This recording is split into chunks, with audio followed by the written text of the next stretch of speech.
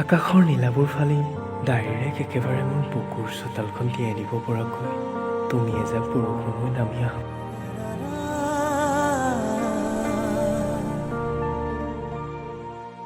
আজিকালি কি যে হৈছে মোৰ মনটোৰ, কণ্ট্ৰলত থাকিবই নোখোজেচোন। যেতিয়াই পাই তেতিয়াই উৰি যায় কোনোবা দূৰ পাহাৰৰ শিখৰলৈ।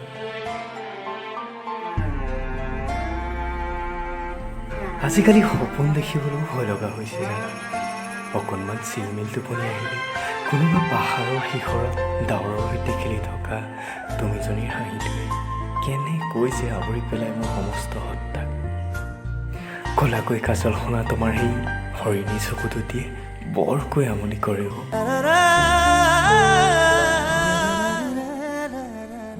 সন্দিকৈ কলেজখন দেখিলেই মনত পৰে বৰষুণত তিতি তিতি ওলাই অহা তুমিজনীলৈ।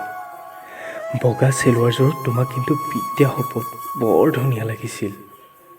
সিদিনা তোমাক যে প্ৰথম দেখিছিলোঁ, কঁকাললৈ পৰা দীঘল তিতা চুলি কোচাৰে তুমি যে দৌৰি আহি মোৰ কাষত ৰৈ দিছিলা।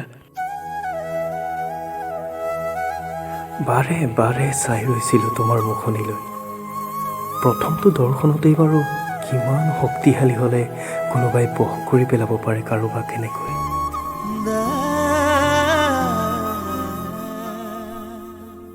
কথাবোৰ ভাবিলেই কিবা অদ্ভুত লাগে মোৰ। এনেকৈ জানো প্ৰেম হয় মনালিছা? জানানে, সিদিনা যে ওৰে ৰাতি কবিতা লিখিছিলোঁ। হোষ্টেলৰ ৭ নম্বৰ কোঠাটোৰ বাল্বটো সিদিনা 1 মিনিটলৈও বন্ধ নকৰিলোঁ। 20 টকীয়া নতুন লাইটৰ মিটাৰটো সিদিনা কবিতা লিখিয়ে শেষ কৰিলোঁ। কলেজৰ নোটবুকখনৰ উকা পৃষ্ঠাবোৰ এটা ৰাতিতেই ভৰাই পেলালোঁ। কেৱল সপোন আৰু হাবিয়াসৰ ছবিবোৰ আঁকি আঁকি। বৰ ধাৰাসাৰ বৰষুণ আহিছিল সিদিনা, নহয়নে মনালিছা? সেই যে কলেজৰ পৰা বৰষুণত তিতি তিতি ওলাই আহি তুমি মোৰ কাষত ৰৈ থাকোঁতে তোমাৰ দীঘল তিতা চুলিবোৰে বাৰে বাৰে বতাহত উৰি আহি মোৰ গালে মুখে চুইছিল। জানানে, চানচিল্কৰ যে সেই গোন্ধটো এতিয়াও নাকতেই লাগি থাকিল। মনালিছা, আজিও আকাশত মেঘ দি আছে। আহা নাই বাৰে যাক বৰষুণ হৈ চিধা মোৰ কোঠাতেই নামি দিব পৰাকৈ।